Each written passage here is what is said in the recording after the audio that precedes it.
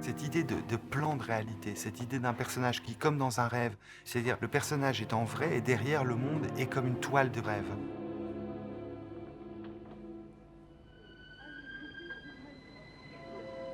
Vertigo, c'est un de vos films les plus poétiques. Il est plus poétique que dramatique même.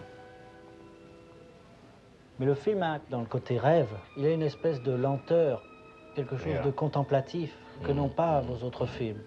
Ils sont souvent construits sur la fulgurance, la rapidité.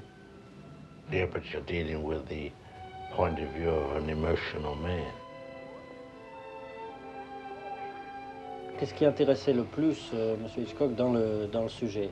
I was intrigued with the efforts to create a woman. Ce qui m'intriguait, c'était les efforts In the image of a dead woman. de créer une femme à partir de l'image d'une femme morte.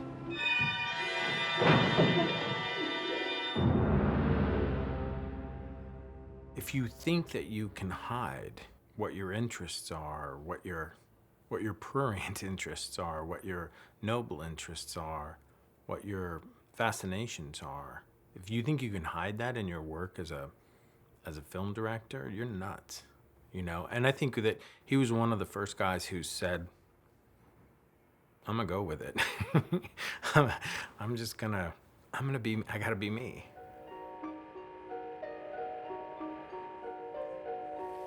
In the case of his best work, there's a more direct umbilicus to his subconscious. Certainly, I think that's true of Vertigo. The sex psychological side is that you have a man creating a sex image that he can't go to bed with her until he's got her back to the thing he wants to go to bed with. It should be back from your face and pinned at the neck. I told her that. I told you that. We tried it.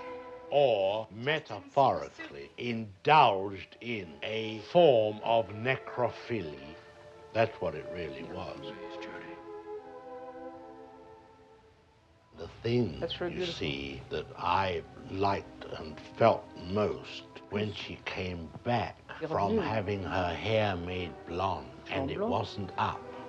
Ah oui, oui, oui. This means she has stripped but won't take her knickers off. You see, she says, all right, and she goes into the bath, and he is waiting. Ah oui. He's waiting for the woman to undress and come out Il ressort nu. ready for him. Ah oui, c'est beau ça. Ouais.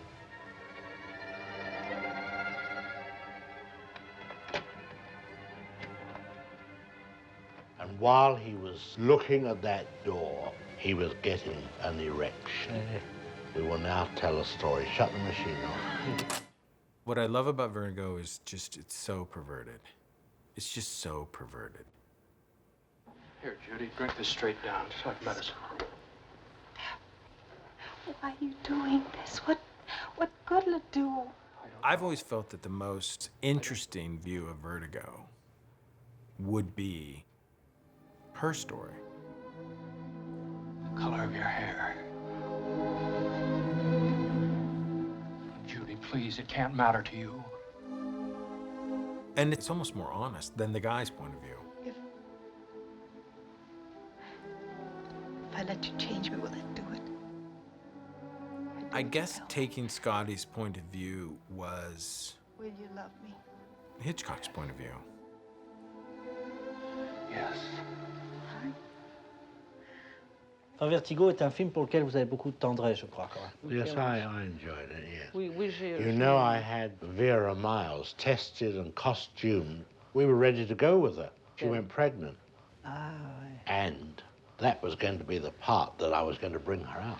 She was under contract to me. Ah oui. But I lost interest. I couldn't get the rhythm going again with her. Silly girl.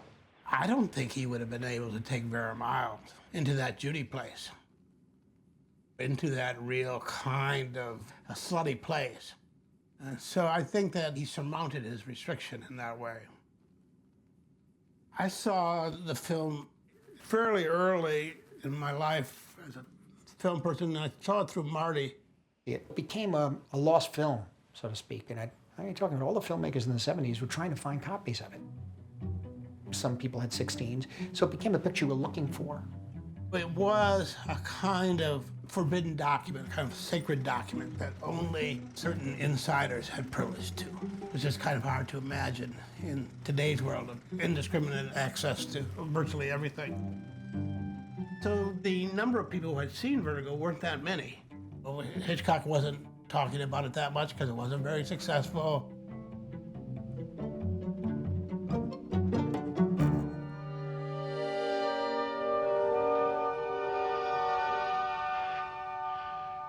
Qu'est-ce qui vous gêne dans le film?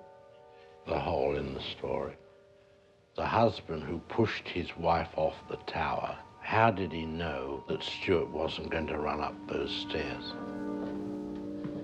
In the case of Vertigo, the machinations of the plot, well, they do work, they function, and they function rather brilliantly, but the subtext seems to be bubbling up almost to the point where it's text. I can't really say that I believe the plot, and I don't take any of the story seriously. I mean, as a realistic story. So the plot is just a line that you can hang things on. And the things that he hangs on, they're all aspects of, you know, cinema poetry.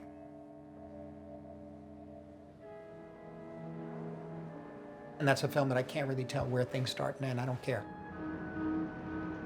Or when he's following her in the streets in the car, what is he looking for? What's he looking for?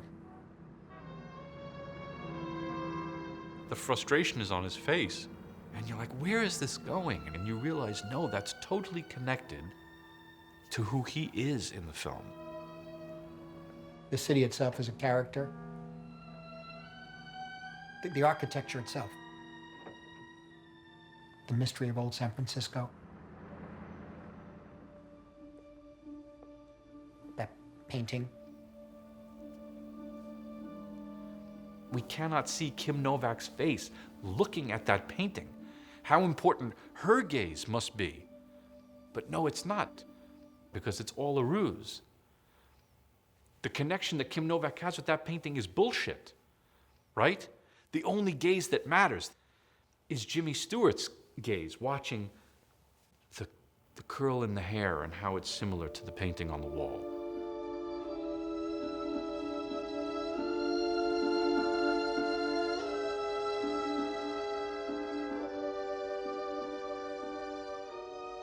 I'm sure he didn't shoot coverage from the front. Someone like me, I would do that. We're not that good. We don't understand the power of the image, the way that he did. I want anything. I want to get out of here. Judy, do this for me.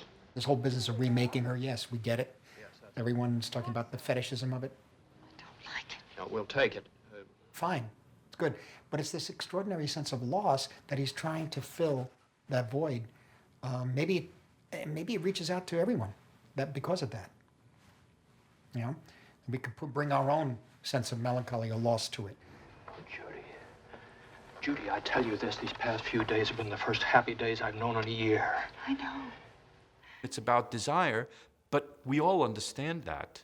We all understand the idea of desire. That's part of what makes us us.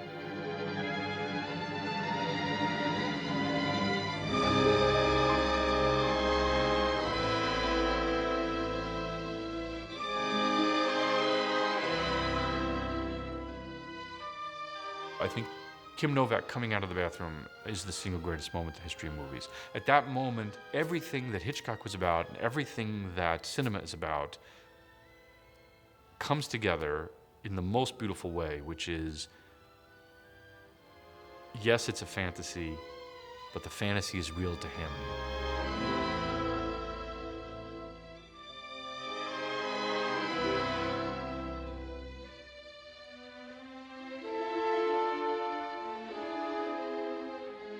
That kiss is so extraordinary.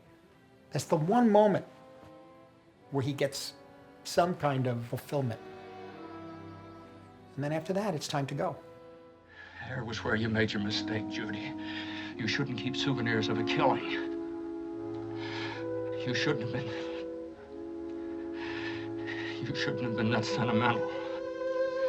It's a world that he creates that reflects, I think, what it is to be alive and what it is to live in fear.